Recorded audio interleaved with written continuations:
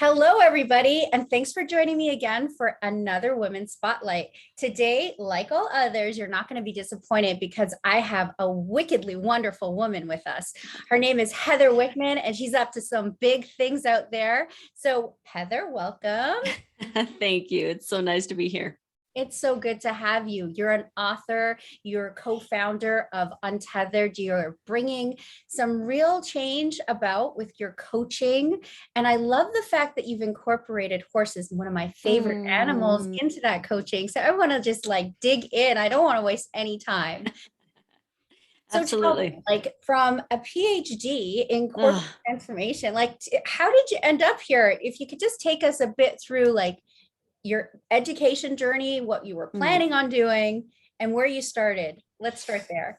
Yeah, it's kind of a wild story and one I would have never expected. So, man, let's see. I'm a Minnesota kid. So born and raised in Minnesota. If you know anything about Minnesota, it's a very a nice kind of status quo type of upbringing. And so I thought I was following all the rules. I was doing the corporate climb like I thought I should in terms of what success would look like. And I did that pretty quickly. And I did it pretty well until I didn't, right? So I did my undergrad, and then a year later, I did my master's degree. And then 2 years later, I did my doctoral work. And so I had my PhD by the time I was 31.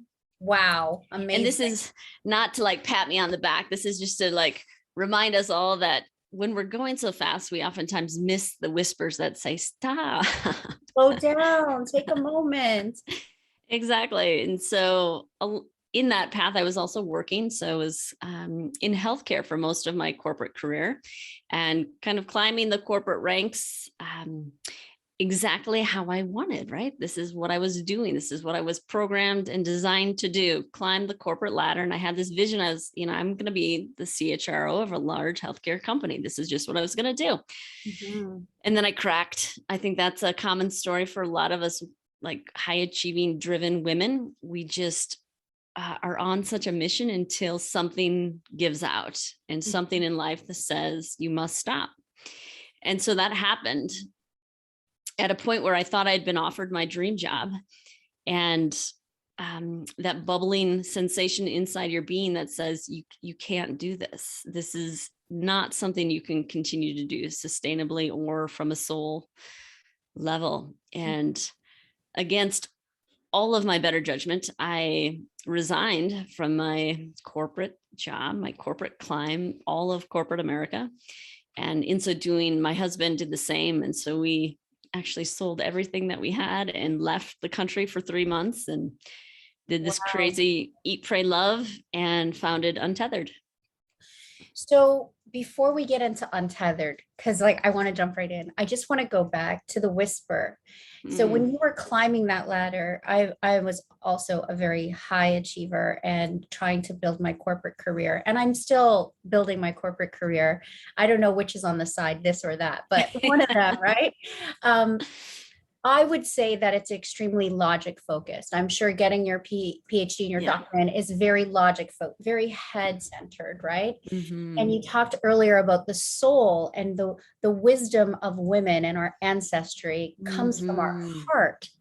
So it's your heart and your soul, I assume, that was tapping at you saying, wait, how did that come up? And was it from your heart space? Am I right in that regard? I don't want to, put that on you if it wasn't. No, you're absolutely right. It from a heart and a soul space, like you said. And I think it was whispering long time before I actually noticed it. And because of my very strong analytic mind that says, this is my goal, this is what I need to do, this is my focus, I didn't have that kind of open space to be like, what other messages am I hearing right now? What am I getting right now? Until your body just breaks down. So I was depressed. I was anxious. I was gaining weight. My prior marriage ended. All of these indicators that should say, Heather, stop, crazy. But you steamroll yourself sometimes when you're just on a mission. And so my my heart kind of cracked. My heart broke in a way because I was living in such incongruence to my authentic self. And I had no idea. I hate to say that, but that's the truth. And how did you finally decide that that's it? I'm stopping. When did it crack open for you? Yeah, I remember laying in bed and, just kind of pulling at my hair, like there's got to be a better way. And not only for like me to live, but also for us to live in this world of work. And I don't know where the courage came from, but that next day I called my boss. I was like, I love you and I'm done. I can't do this anymore. Wow. My boss at the time is still a very dear friend. And so the I love you is not a strange thing. It's just a friend thing. I can't tell you exactly the recipe that is required for that to emerge, but the stars aligned in my being at that time just to say, for your life, you need to do something different. And so you tapped into your authenticity. Your husband went with you and you took 3 months off and went on this journey. What was that journey like? Terrifying. Yeah. Yeah, exactly. So we went to Thailand for 3 months. So first time in my adult life where, you're surrounded and I couldn't even come close to speaking the language or understanding the language and the currency. And I no longer had my phone that said, I'm needed, I'm valued, I'm important, I'm all these things. I need to answer all these emails. I had none of that. And so the disorientation that happened during those 3 months was probably the most life-changing experience that I've had so far, that just began to rewire everything that I thought I knew and everything that I thought I was. And I know that feeling where I have to check my phone all the time. And it's because I need to get back to my clients within 4 hours or else I'm not serving well. Right. Right. And I also had to kind of take a pause and say to myself, what is the dopamine hit? What is that joy factor that's coming from knowing I'm making an impact with my customers? Yeah. And so it is hard. It is hard because that is all ego driven. Even though we're coming from service, it is all ego driven. And so as you calmed that ego and your authentic inner voice started to speak more clearly to you, what were the whispers saying? Oh, man. I will say that in the midst of this, I also began my journey with sacred plant medicine. And that is a way for me to be able to quiet my mind, to hear those whispers more effectively. And this is where the horses came through. And I grew up with horses, but my horse died when I was 20. And that part of me died as well. Didn't touch a horse again for a decade. Wow. And wow, it like makes me a little emotional in the moment. But the whispers were like, oh my God, get back to your roots, get back to who you are. And that was profound. And so you got this vision of the horses and the plant medicine helped. Can you tell me more about the plant medicine and how you used it then? And we'll get to how you're using it today in a bit. Yeah. So I had no exposure to plant medicine growing up, nor any concept of what it was. And I didn't know that it was used for millennia, for sacred healing and for women to get in touch with their ancestors and get in touch to their lineage in ways. And so I began my journey with a plant called ayahuasca, which is in Peru, is where it's from, in the Amazon forest, and had, they say a great saying with plant medicine is, it gives you what you need, not necessarily what you want.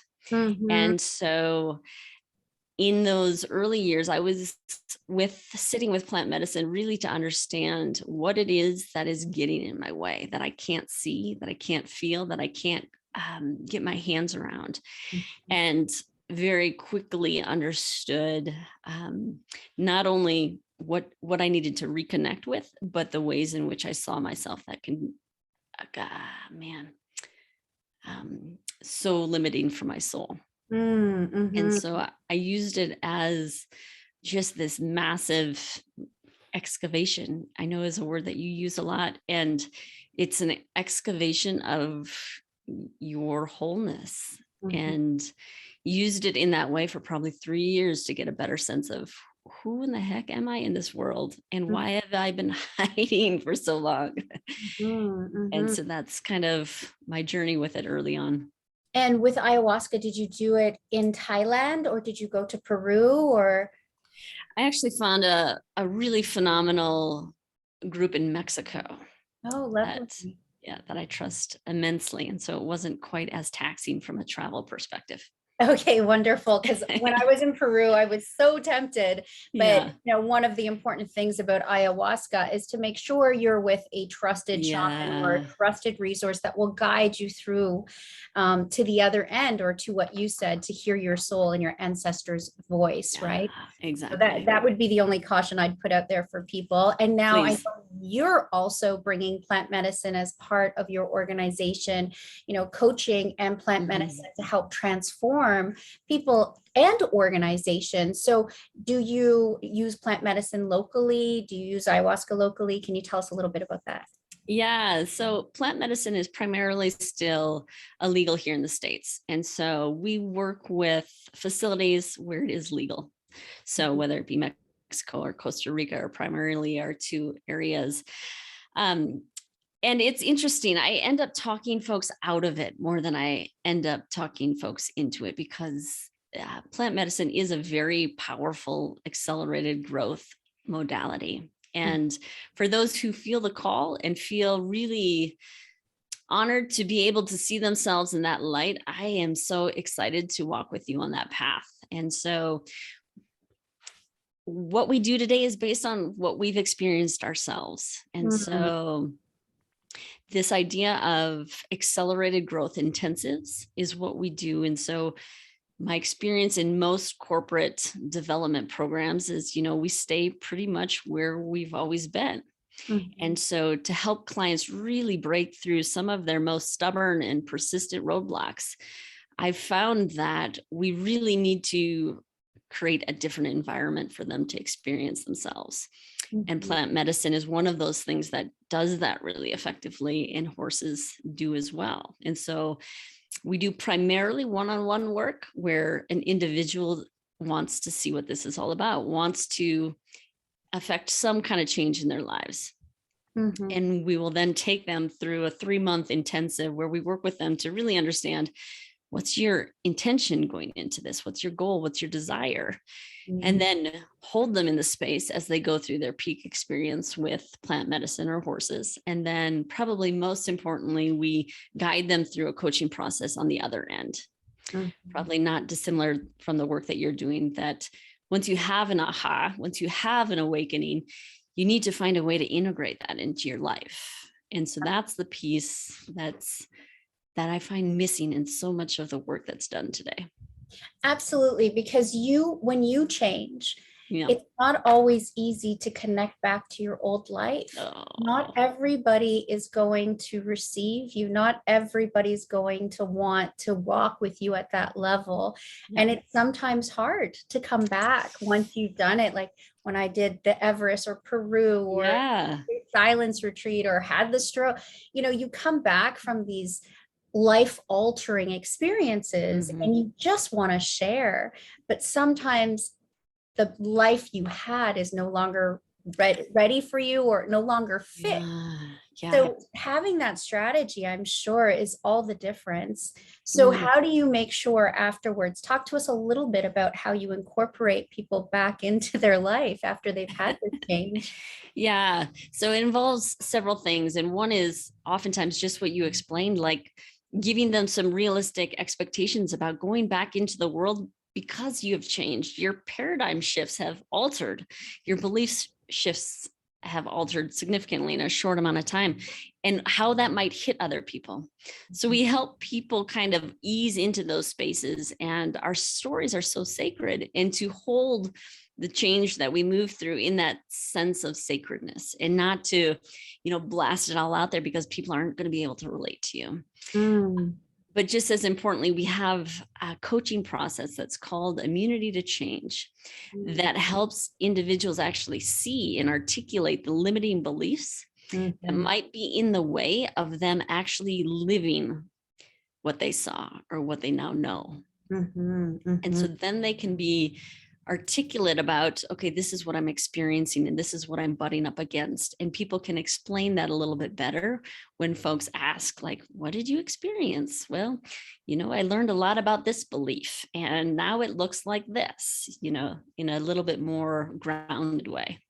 That's phenomenal, because I also work with the limiting beliefs and how do we remove them. And many a times it's just coming from what we learned when we were sub 7 years old. And I always like to tell my clients, do you want a child running your adult life? Like, do you want to make some conscious decisions, or do you just want to follow the pack, right? Yeah. So having that integration, I think, is probably amazingly helpful. And so tell me about the horses. Like, do they do the horses or plant medicine, both, or do they have a choice?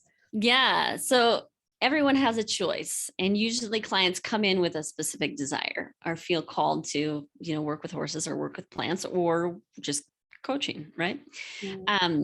Horses have a different way of working with us. And so you have a love for horses, which makes me think that you've had an authentic connection with them in some way, shape, or form. Yeah. So when I was young, my mother's from New Brunswick and we had horses in New Brunswick. So my grandparents had horses. So I had this beautiful snowy white horse that I only got to see in the summer when I went for visits, but it was still my horse, right? Yeah. And then I have very fond memories of just connecting. They're such spiritual animals, and I'm an animal lover. So being able to connect in on that level, there's just, for me, there's so much depth in their soul and in their eyes. And I have never worked with them in a coaching capacity, but I can only imagine it makes everything so much more powerful. Oh man, I got to get you to Colorado sometime. Yeah, I'm coming.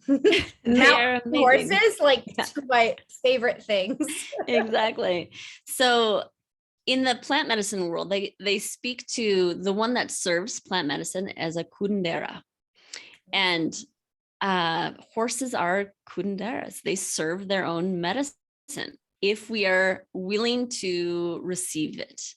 And so we often work with horses like on their backs, and we are telling them what to do, and we are driving them to whatever, if it's competitions, if it's dressage, if it's, different trainings, whatever. But an amazing thing happens when you are with a horse, just being completely present with a horse and not asking it to do anything for you. It shifts to being your teacher. And it's really hard to understand that without having the experience. But what I can say is horses are naturally a prey animal. And so they are scanning their environment constantly for congruency. So am I safe? Are you safe? Do I need to run? Do I need to protect my herd? Whatever. And so they are incredible mirrors and magnifiers of our belief system, and whether we know those beliefs or not. And so in some ways, they can be a great coach because they can help an individual understand by practicing different tasks where their belief systems reside. But there are situations, myself included, that a horse can take you on a journey just like a plant medicine can take you on a journey and see different things that are getting in your way and allow you to see your potential and your wholeness in ways that you've never experienced. Yeah, I can imagine they must percolate up so much. It's like, because I feel that's the biggest thing for us. I was pondering this the other day, right? Why are we so afraid of death? It's the only certainty we have when we're born. We know we're going to pass this earth plane at some point, right? And I think it is because of the fear, right? That fear of the unknown, the fear of a life unlived, the fear of the regrets of what I should have, could have done, the fear of not living a fully expressed life. But I imagine working with horses, their fear for safety and bringing that up. And how does that fear for safety, am I safe, percolate into other areas of your life? Because Yeah. that's what stops you from quitting your job, calling your boss that you love and saying, hey, I'm Yeah. out, but thanks. It's not Yeah. because of you. Yeah. Right. Yeah. And I'm thinking of it myself. I'm on this 5-year journey where I love working in the corporate world because there is this thing that happens where you bring in all of your fears of not being accepted as Mhm. females in our heart space, in our natural loving state, and showing up as men, and like turning that on its butt makes me Mhm. excited every day, right? Good. Thank God we have people like you out there. Yes. Makes me excited every day. And so that brings me to the next part of the transformation for organizations, because you've worked at some really large brands in the past, Yeah. right? And Mhm. you said you focus on individual work. So how does that transmute to the organization when you're trying to be a better leader? You're trying to make Mhm. corporate America more effective, Yeah. but you're also trying to bring in this authenticity. Tell me how that all comes to be. Yeah. This is a complex soup, right? Mhm. So I have a belief system that says by working with leaders, you can create just massive ripples around the world, because a leader's behaviors and actions and beliefs impact their immediate team and their teams and their teams families and all of these things, communities. And so if I can begin to shift and awaken that leader to a more inclusive, collaborative, participative oneness kind of experience, I I believe in my heart of hearts that will only help organizations thrive and create organizations where people flourish. So that is one element of it. But we also work with teams, but they're brave teams. Mm. Brave teams who are willing to be really vulnerable with each other. Because when you put individuals who work together in a peak experience, things come up, Mhm. right? And so you learn about your teammates in ways that you've never experienced before, which can be really scary. And it can be the glue that holds a high performing team together. Mhm. And so it's not for every team by any means, but it's for the team that actually wants to go out there and change the world. I love it. And I think that's the missing ingredient. Everybody's talking about this mass exodus, that Mm-hmm. everybody's changing careers now, and people are just after this whole COVID experience or Right. pandemic experience, they're sort of shifting. They're like, what do I want more out of life? But what's missing is that connection, right? So they're not leaving because they want more money necessarily. Ah, Many are mm-hmm. leaving because as they've been home, they've lost that connection to their peers. They've lost Mm-hmm. that desire to go out and make change, or understand that no matter what they do, they are change agents, right? Right. So I would Mm-hmm. love to bring my team there. Let me just get on that with my boss. Exactly. It's But I pretty can profound. imagine that's very profound. And so, how do you keep in touch with them later? Do you know, like, what are some of the outcomes you've seen, or some of your favorite outcomes you've seen Oh, on an individual or a team level? at team level? Oh, a team level. Oh man. Okay, so I won't say names, obviously, but I'm thinking of a team that came in. It's a little bit interesting how to keep confidentiality here. I know, I know. I would say they came in with really honest desires to improve themselves and improve the organization. What we didn't realize was so many fears that got in the way of them connecting authentically. So, imposter syndrome, you might imagine, all of those things that say you can't see the flaws that I have, the weaknesses that I have, all these things, because I need to look this way for you to accept me and me to accept you. And so, and they thought they were there. They thought they were okay to share those weaknesses. But when we actually saw it, it kind of breaks a team down in a beautifully broken way. Mhm. For them to have different conversations. And probably 3 months out of our engagement, this team was doing wholly different work. Mm. So not even the work that they thought they were going to do in terms of this is the product that we're supporting and this is what we're going to go to market with and entirely different work. And Mhm. so that's kind of one of the most profound and perplexing, because you can never I could have never guessed that is what would have happened. But when you take all the guards down, everything opens up. Absolutely. So it's amazing. Well, it's interesting when I think of Untethered, your company's name, I think of like untethered soul, right? And Oh, yeah. I think about also just surrendering, right? The second book is all around surrendering. And when I think about surrendering, what you just explained is to me surrendering, right? To the process. Like, you want to achieve amazing things, but I imagine when you go into this, you don't know what the outcome's going to be and how your what's going to change. All you know is your why, right? Yeah. You want to be a stronger team, but the art of breaking things down, or like I like to say, excavating out everything that's there, is then you ultimately have a chance to rebuild, and you don't know what you're going to build. But if you surrender to the process, you can build something like unimaginable. Like, look at what you built, right? Yeah, exactly. I like to think of it of like lifting the veil of expectation, because even I love Michael Singer's work and has had huge impact for me. And the idea of surrender has always been tricky because I always have some layer of expectation of what it's going to look like. And to really lift the veil and say, I have no expectation of what this moment's going to be, has been a game changer for me in that space. And in that giving up and surrendering expectations, you're also enacting on equanimity, being able to take the good and the perceived bad and understand that the shadows within you are as important as the light.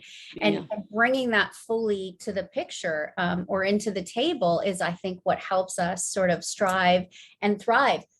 The other thing, though, and I'd love to hear how this impacted you, as a top performer, we have the illusion of control all the time.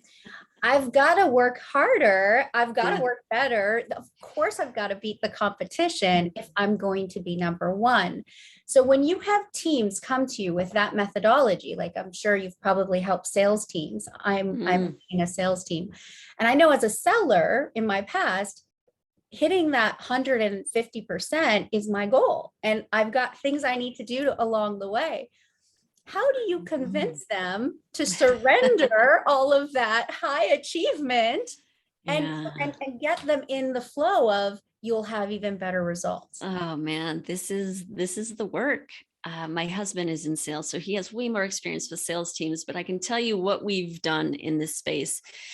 There is the mantra that we live in is in a space of love and trust.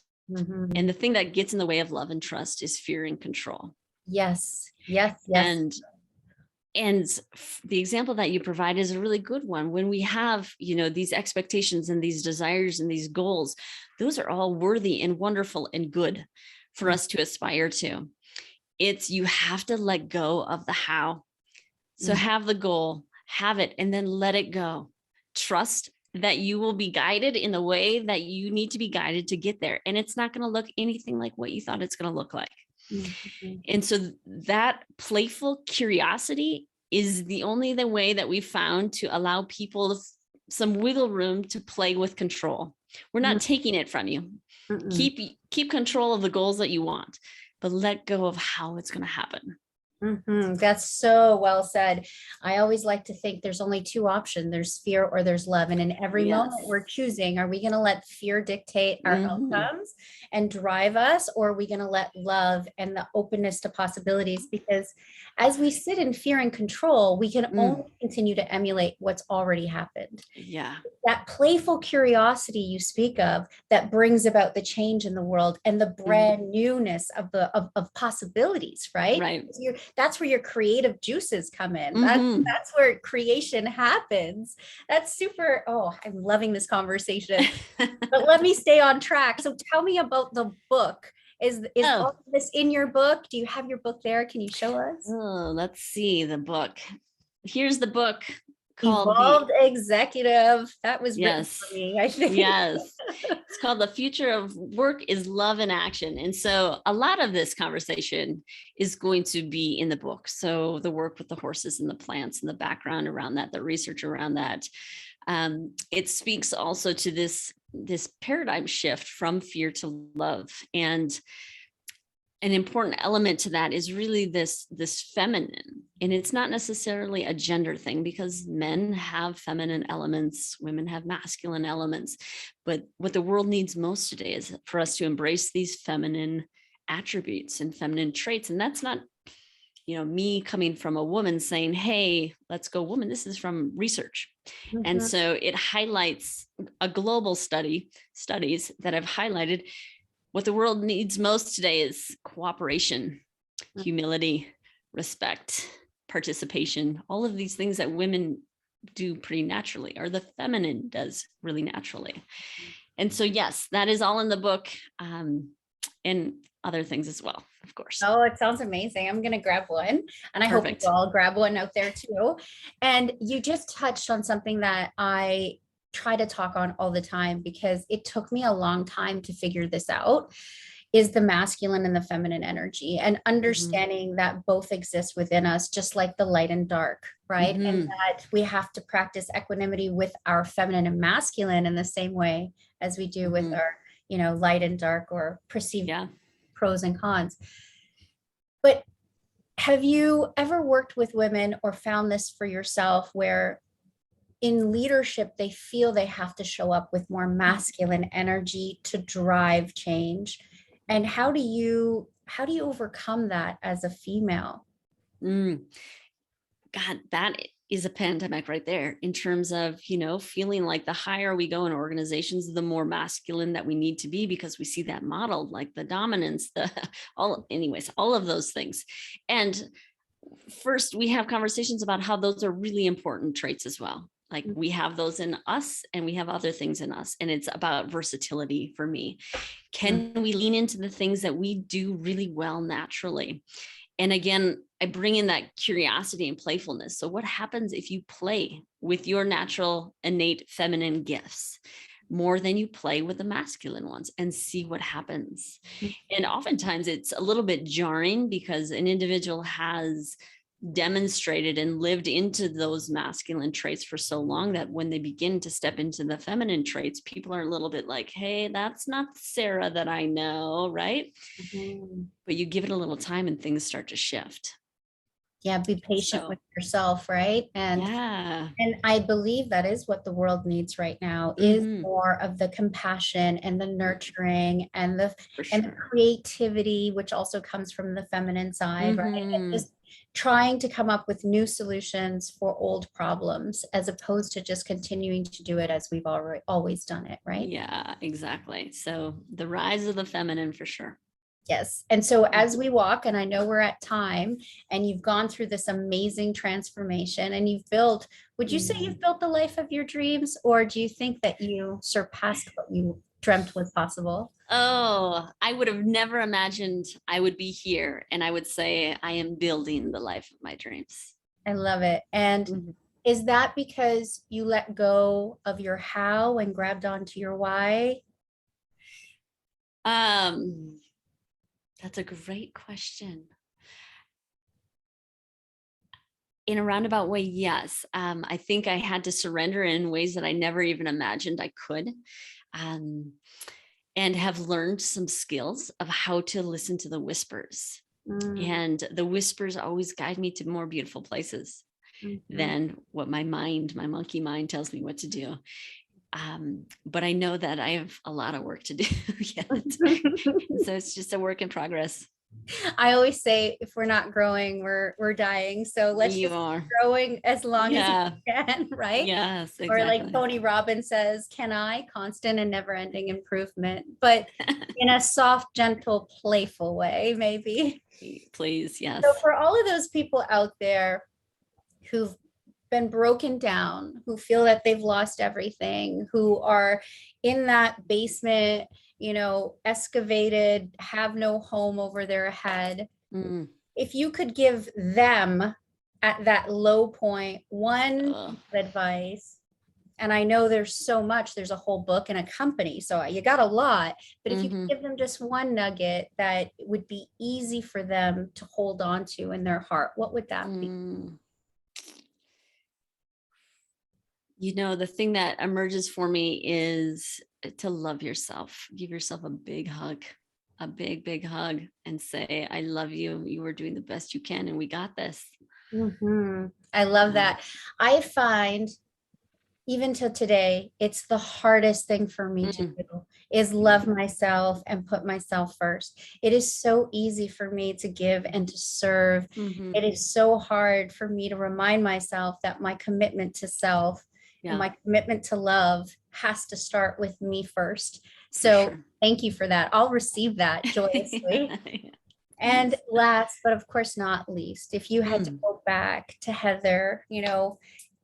back way when in Minnesota, maybe sitting at a Vikings game in a Yeah. stadium, what would you tell her?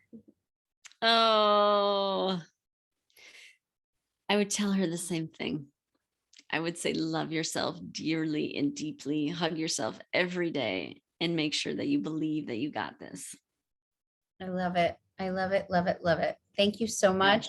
It's been an honor to talk with you Oh, you today, as Heather. well. Thank you. And I will put all of your contact info, your book info, your website info with this. But if you could just Perfect. quickly tell us how to find you online and your Instagram handle, that would be wonderful. Yes, you can find me at www.beuntethered.co. And my Instagram handle is Heather Wickman, PhD. Got me on the spot there. I was like, huh?